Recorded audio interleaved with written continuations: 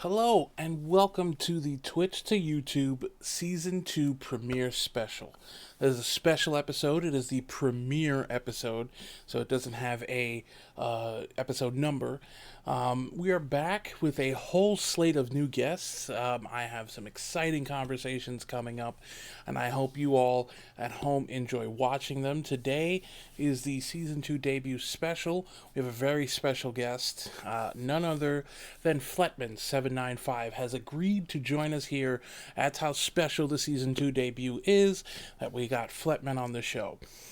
So sit back, relax, and enjoy. If you'd like, please consider liking this video, leaving a comment down below, subscribing to the channel, or if you feel so inclined, hitting the notification bell to be notified when I release new content. Now, without further ado, sit back, relax, and enjoy the conversation with Fletman. And welcome to the conversation portion of the episode. I am here with none other than the legendary Fletman. Fletman, tell the viewers at home hello. Hello. Hope everyone's doing well. They are doing fantastic now that this is off and rolling. So, this is the Twitch to YouTube Season 2 debut special. This doesn't even get an episode. This is like the manga episode 0. And if you're watching... Gosh. If you watch the BB&J show, we are beating, mostly me. I'm beating that joke to Mostly death. you. Yeah, mostly me. Only you. Yeah, I feel I've trapped BB along for a ride against his will sometimes. But I'm here with you, Fletman, and I ask several questions that I ask for everybody, and then there are questions that are tailored specifically for you. So, are you ready to begin? Ready as I'll ever be. Right. This is the episode where we interview Twitch streamers and we give them to a YouTube audience. So, it all starts with a name. Where did you come up with the name Fletman795? You know, Fletman is actually... It's kind of a long story, but the shorter version is it was a name that was handed down to me by my dad, because he had actually used that name elsewhere on the internet. The way I specifically got it was... back in like 2008 or so, when I got my first Xbox 360, my dad was helping me set up my Xbox Live Gold account, and it came back with a list of suggested names, and the first name on that list was Fletman, because that's what my dad had used elsewhere. So Yeah. I kind of inherited that name from him, and I've just kind of taken that and run with it. It's become, the brand that you know today. Without doxing your dad, is he Fletman794? And No, unfortunately not. Because in case you didn't know, 795 is just my birthday backwards, May 97. So believe it or not, my dad was not born in April of 97. As much as he'd like to believe that, I'm afraid that's not the case. I feel like that would lead to a lot of questionable genealogy things that perhaps it's probably best to stay away from if he was born in April of 97 and you were born in May of 97. So, yeah. So, tell us the journey from legendary chat viewer who is super supportive and is there to always rate in with a 69-bit donation, which I feel like everybody loves. How did the journey go from there to now sitting on this side of the camera? It's been a long journey. Like, I think I've been on Twitch since 2014, but I was never really active until late 2019, where I found this one streamer that I'd like to lurk in. But even then, it was mostly just lurking without any real interaction. Then 2020 happened and the world fell apart for a bit. Everybody was staying at home, myself included. And so I just turned to Twitch for a way of keeping myself entertained while I'm working from home. And, eventually I went from lurking to chatting in a few streams to being in way too many streams for my own good from day to night. And, it's like seeing and being a part of so many different streaming communities. I kind of just, got an interest for myself eventually. It's like, I always told myself I would never do it, but somehow here we are, I guess. The brand, the Flet brand, has gone global. It started with just being a salt provider, and now, as we saw at the Halo tournament of the Chosen 2, Flet Inc. Space wing has started, and now you have the Flet Inc. PR department, and it is Exactly. taking off. The stonks are just, anybody who like me got in on the Flet Inc. on the ground floor in, 2020 when you were just a salt provider. We are padding our pockets right now. I'll tell you that much. Exactly. And I got to give credit to all my employees who've done all the hard work for me. Because they're part of the reason that the Flet brand is as popular as it is today. So, I think that becoming a streamer is just the best way that I can possibly give back to them after all they've done for me. It is as a Flet employee and as someone who's defused bombs in Flet Inc. headquarters, with your assets on the line, I could say it's well worth it putting it out there. So you have a whole category, a catalog of games, if you will. You're a Dragon's Dogma fan. You're a avid Halo fan. You're avid Valheim. I mean, what you've done at Valheim is short of just unbelievable. So how do you pick from all of these things? Or are you going to just do a mashup of all of them? Is it just going to be like, are you going to program some weird thing where it's like Master Chief is building in Valheim with like a big griffin flying around that you got to jump on and attack?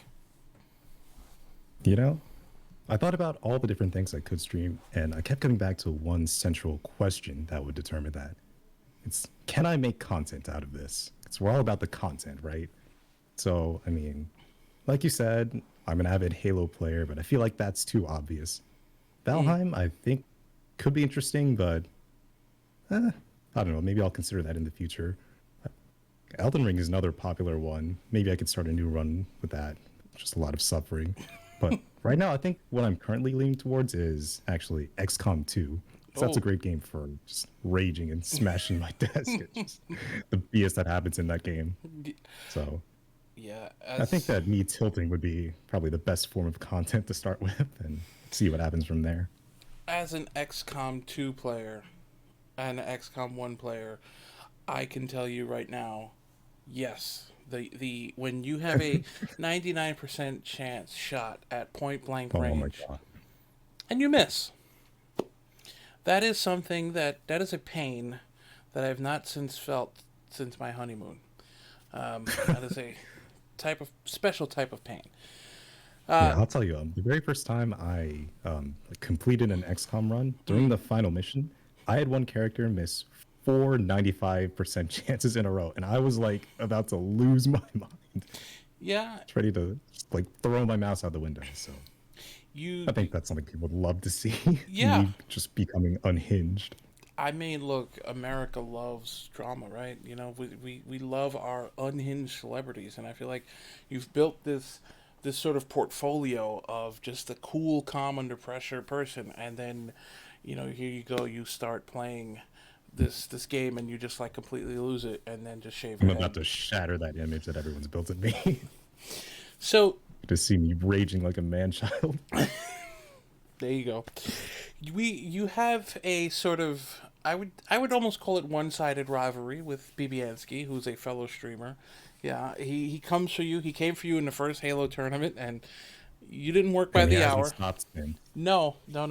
Sort of, how did that begin? What was the genesis of that rivalry? What did you do to this man that he has sworn a blood feud against you that he will not stop? What did I do? All right, well, the story goes back, it's been over a year by now, I think. But just one day, I just happened to be playing Halo by myself, playing Halo 3 in the Master Chief Collection. At this point, I had known BB for 2 months, I want to say. And I just finished the game, and out of nowhere, he just messaged me. He messaged me on Discord saying, "Yo, you want to 1v1 me?" And I was thinking, he doesn't know what he's up against. He could have picked any other game, and I would have completely ignored that message or just laughed it off, but not for Halo 3. So I messaged him back. I'm like, all right, let's go 1v1. And so we did. And he lost pretty badly. Yeah. And that was the beginning of this year-long rivalry of him just coming at me in 1v1s at every possible opportunity. And I think to date, our score is, I want to say it's 10-1. He did finally get his one win on Halo Infinite. So I will give him credit. It's officially a rivalry now that he has one under his belt. But true. I prefer to keep it at one. Yeah, and if anybody's seen my raging on the BB&J show, we can kind of put Halo Infinite on a special little. Yeah, I did see that. Yeah, I've yelled quite a bit on that. So I just have two final questions. You've sort of promised that you wouldn't stream until you've hit certain benchmarkers, and your first stream is going to be a hot tub speed run mishmash stream. Just the logistics of that. How has that been trying to set all that up? Trying to get first of all trying to fit a hot tub in your apartment. I don't know if you've ever seen the Seinfeld episode where one of the characters had a hot tub in his apartment and warped all the wood in his dressers. Just watch out for that. Don't sleep in your dresser drawers. But the logistics of all of that, it's got to be something else. Yeah.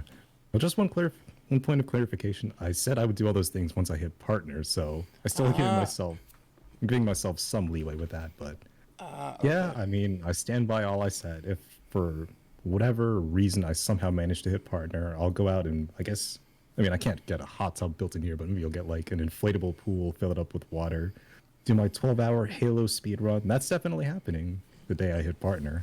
But I think we're still a ways away from that. Well, I mean, if everybody here follows you on Twitch that aren't already following you, it's going to be partner in no time. I'm telling you. Yeah, we'll see about that.